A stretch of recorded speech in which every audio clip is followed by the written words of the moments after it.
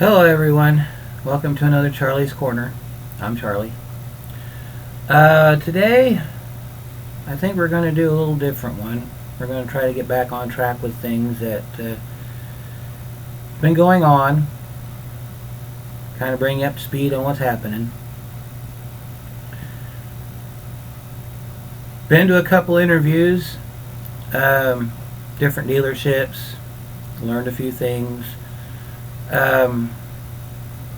One thing in particular that I want to put my thoughts on is something called the flat rate system. Now, flat rate system is a system used by mechanics, technicians. They probably have different forms in other fields. But basically what it amounts to is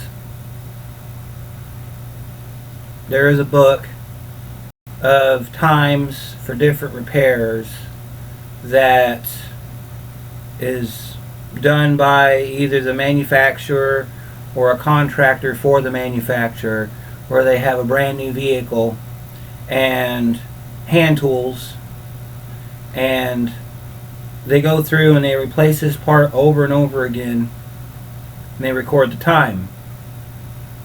So, for example,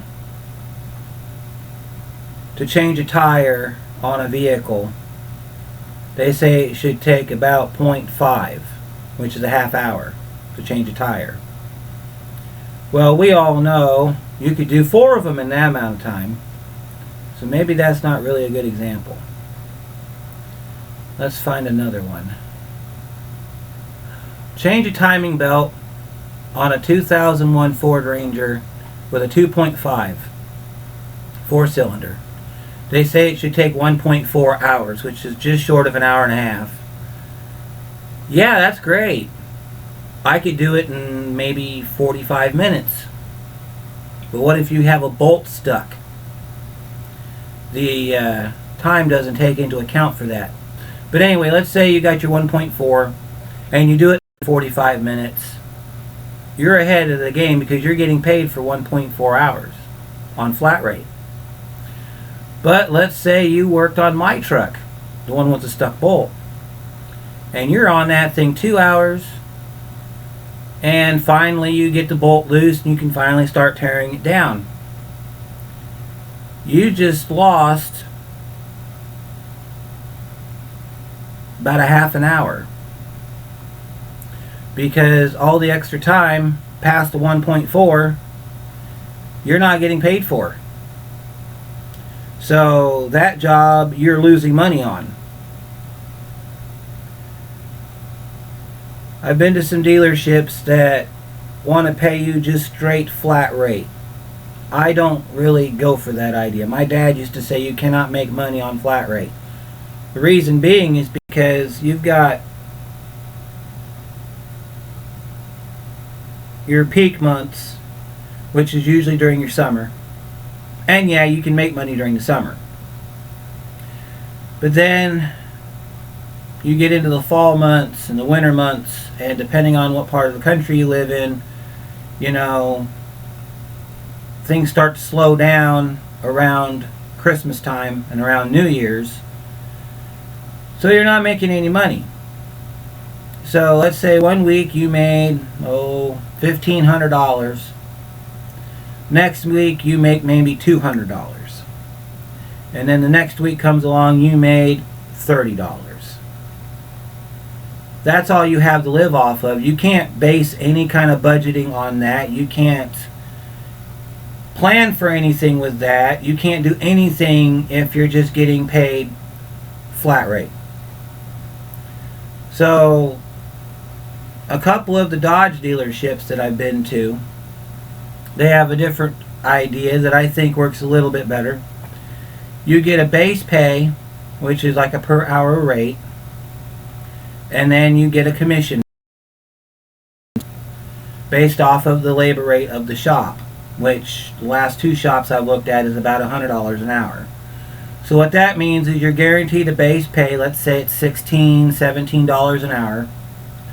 So you clock in and clock out like you normally would at any other job. But then let's say you get a customer repair come in, which would be your flat rate, and your flat rate, the repair is like 2.4 hours. You get it done in like an hour and a half. You just made $2,400 in addition to your hourly rate.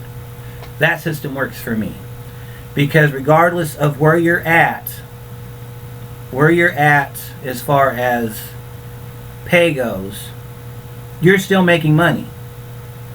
This helps out a great deal, especially during the winter months when business slows down. You're getting paid for the time you're clocked in. This is how I would run my shop. This is how I would run my business. Be honest with you, my business plan does not call for flat rate. Mine is straight hourly, and that's it. However, I had thought about a business model where, depending on how many cars you did, not jobs, but cars, you could get a bonus based off the amount of vehicles you've done at the end of each month.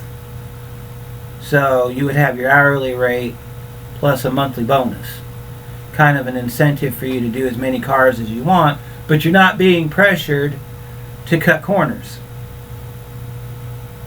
And I think this system works a lot better than flat rate, because depending on where you're at, businesses have closed because of flat rate. Dealerships have had to shut down because of flat rate, because you get a bunch of dealerships in an area that are doing the same thing, and a lot of people don't really take their cars back to the manufacturer's shop because they're thinking, oh well, it's going to cost me 3 times as much.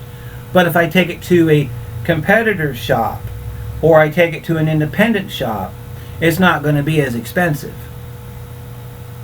And they're partially right. But one thing they don't understand is, if you have a vehicle under warranty and you are getting a warranty repair or a recall repair, it is best to take it back to the dealership, manufacturer dealership. So you wouldn't take a GM vehicle over to the Dodge dealer for a warranty repair. That just doesn't work that way. So they do have you there, but on the warranty repair, the customer doesn't have to pay for that. That is on the manufacturer. The manufacturer's got to pay for that. And there's a procedure involved for that that varies upon manufacturer, but the end of the result is, if you're working flat rate and you're doing a warranty repair, you're wasting time because you've got to fill out all the documents and everything so that the service manager can process the paperwork for the warranty. So in one aspect, if you're working hourly plus commission, or flat rate as it's also known as,